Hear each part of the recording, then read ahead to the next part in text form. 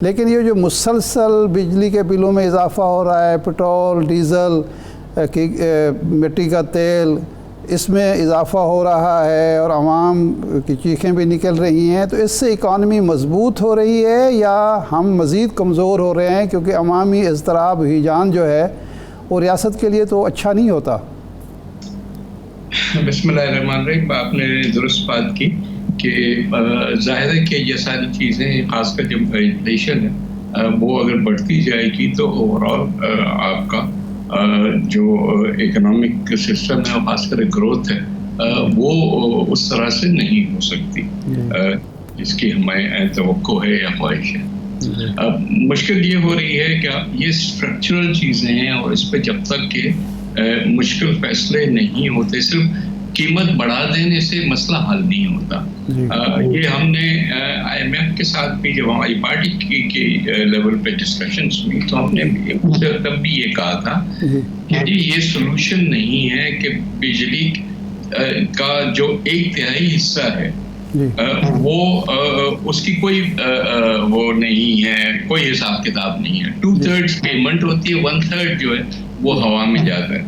और जो 1/3 हवा में जाता है वो आप बाकी जो लोग 2/3 वाले हैं जो बिल पे करते हैं उनके ऊपर लोड कर देंगे तो उनकी भी सकत खत्म हो जाएगी ये सारी चीजें करने की। तो अगर जैसे कहते हैं लॉ ऑफ डिमिनिशिंग रिटर्न्स, तो वो डिमिनिशिंग रिटर्न्स शुरू होना आ जाएंगे, क्योंकि जब आप इतना बिल बढ़ा देंगे तो लोग दे ही नहीं सकेंगे। तो इस चीज को अवॉइड किया जाए और दूसरी जो इसमें स्ट्रक्चरल चीजें करनी है वो हम करना शुरू करें। अब मुश्किल ये है कि वो स्ट्रक्चरल चीजें जो हैं वो फौरी तौर पे करना बड़ा मुश्किल काम होता है। तो कोई भी अगर कह रहा है कि मेरे पास जादू की छड़ी है और मैं 3 महीने में एक जैसे इंटरम गवर्नमेंट है कि मैं रिलीफ दे दूंगा या वो मुमकिन ही नहीं है। अब जो सुनने में आ रहा है सोल्यूशन जैसे बता रहे हैं कि जी हाँ आप किस्तें करा दे, तो मैंने कहा ये तो प्राइम मिनिस्टर का काम नहीं है,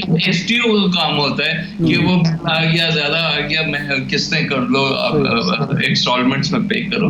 तो ये तो ठीक है, ऑप्टिक्स के लिए हो सकता है कि कुछ हो, लेकिन एक्चुअली नहीं है। दूसरा ये कि हमारा जो टैक्स कलेक्शन सिस्टम है वो इतना जो है आउटडेटेड है कि अब हम हर चीज उस चीज पे लोड कर देते हैं जहां से हमें तवक्को होती है कि पैसा आना शुरू हो जाएगा। अब बिजली के बिलों पे इतने सारे टैक्स क्यों है? कुछ तो है ना जो कि डायरेक्टली बिजली से रिलेटेड है, लेकिन कुछ ऐसे टैक्सेस हैं जिसका बिजली से कोई वास्ता नहीं। बिल्कुल वो सिर्फ इस सूरत में लोड उधर होता है कि लोगों ने जरूर बिजली का बिल पे करना होता है तो लगे हाथों टैक्स भी हमारा आ जाएगा। यही पेट्रोल का हाल है।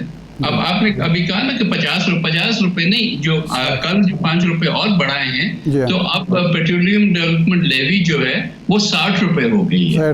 60। तो अब सिर्फ ये है कि 60 रुपए की लिमिट थी बजट में, तो अब उससे ज्यादा लेवी बढ़ा नहीं सकते। लेकिन पेट्रोल की कीमतें बढ़ने की 2 और वजूहात जो हैं, एक तो है कि दुनिया में पेट्रोल की कीमतें बढ़ती जा रही है, दुनिया में इकोनॉमीज रिवाइव हो रही है, डिमांड जो है वो बढ़ती जा रही है तो प्राइसेस भी बढ़ रही हैं। तो एक तो एस्पेक्ट वो है, और दूसरा उससे भी बड़ा एस्पेक्ट ये है कि हमारे जो डिवेल्यूएशन डॉलर की हुए जा रही है वो रोज बरोज आपके, क्योंकि ये पेट्रोल सारा इंपोर्ट होता है और उसके ऊपर हम कस्टम ड्यूटी भी चार्ज करते हैं और फिर आखिर में लेवी भी।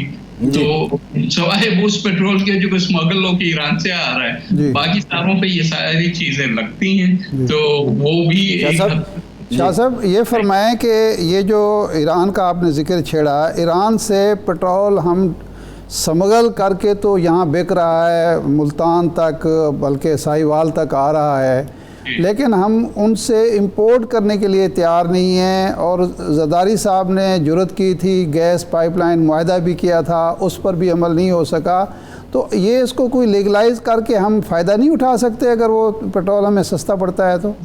देखिए मुश्किल ये है कि जो US सैंक्शंस हैं वो पर्टिकुलरली पेट्रोलियम प्रोडक्ट्स पे लगे हुए हैं, खासकर गैस पे और तेल। तो आप अगर ये करेंगे तो उसकी पेमेंट करने का कोई तरीक़ेकार नहीं है, क्योंकि दुनिया की कोई bank including all the Pakistani banks इसको दूर दूर से भी हाथ लगाने के लिए तैयार नहीं है, क्योंकि फौरी तौर पे इन पे फाइन्स लगेंगे जो कि मिलियंस और हंड्रेड्स ऑफ मिलियंस में डॉलर्स में जाते हैं, तो वो कोई नहीं करेगा। तो इसलिए मेरा ख्याल है कि इसकी टॉलरेंस जो है स्मगलिंग की, हालांकि स्मगलिंग का मतलब ये है कि आपके उसके ऊपर जो टैक्स वगैरह लगते हैं वो आप नहीं कलेक्ट करते, तो आपका रेवेन्यू लॉस जरूर होता है। और प्लस बीच में बहुत सारे मिडलमैन हैं जो कि इसमें से कमाई इतनी कर रहे हैं कि अब तो एक पूरा एक सिस्टम बन गया है जिसको डिमोलिश करना बड़ा मुश्किल काम है। जब तक आप लेफ्ट और राइट अपने देख के उनमें हाथ नहीं डालते तब तक ये मसला हल नहीं होगा। जी अच्छा शाह साहब, ये जो रूसी तेल आना था आया भी है, ये रिलीफ अवाम तक नहीं पहुंच सका, इसकी क्या वजह है? भाई पहली चीज तो ये कि रूसी तेल के सिर्फ 2 टैंकर्स आ चुके हैं, उससे ज्यादा नहीं आया।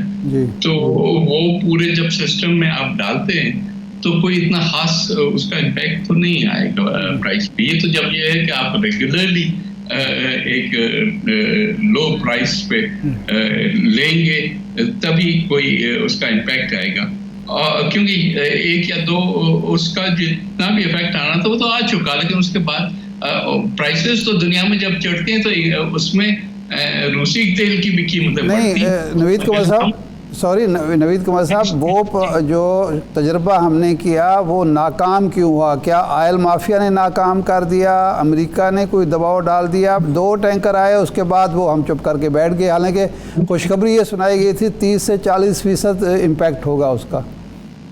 नहीं, दो चीजें, एक तो ये कि क्रूड था, ये प्रोडक्ट नहीं था, जिसका मतलब है कि इसको पाकिस्तान में आके रिफाइन होना।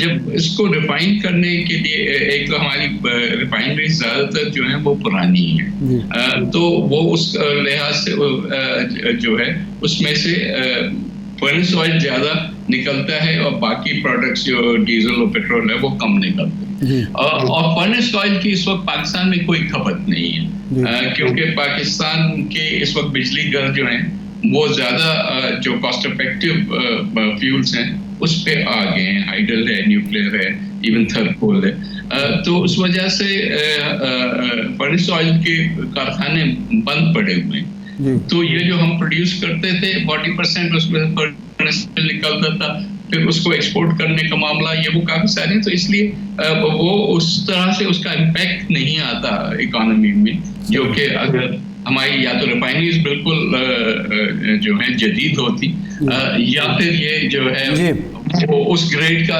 क्रूड होता जिसमें से ज्यादा और प्रोडक्ट निकलता।